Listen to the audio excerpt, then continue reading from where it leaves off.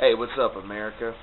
Got a question for you. How many times has this shit happened to you? Oh, and by the way, I'm Joe Ernesto, and this is Fidel Lopez. Fidel Lopez, man. Okay, how many times has this happened to you?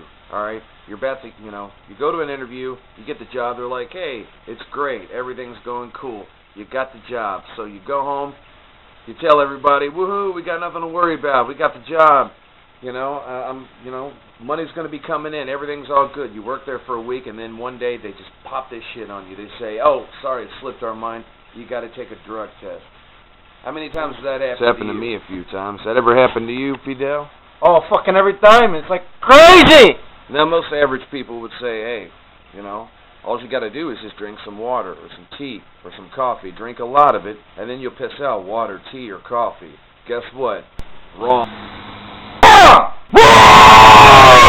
That never works.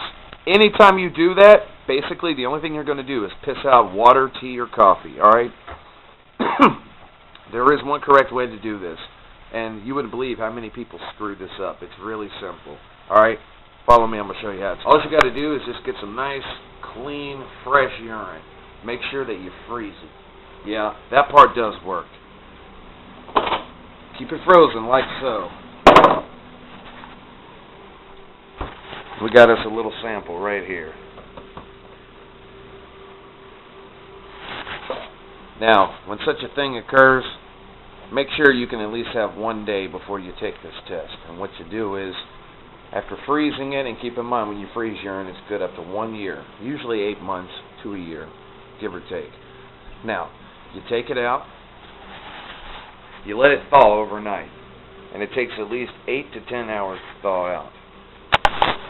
And then there's one little process you got to remember, alright? To show you what it is. Get yourself a coffee filter and any kind of container. I'm using an ordinary drinking glass. You don't really have to use that, but that's normally what I use. Make sure you shake it up real good. There is a reason for this. Then you do the whole pouring process. Yeah. The filter is necessary. Do it like so. Pour that out. Yeah, I'm like the Martha Stewart of pee here. In a minute, I'll explain what the purpose of the shaking and the filtering. Then after filtering it, pour it back into the container and seal it up.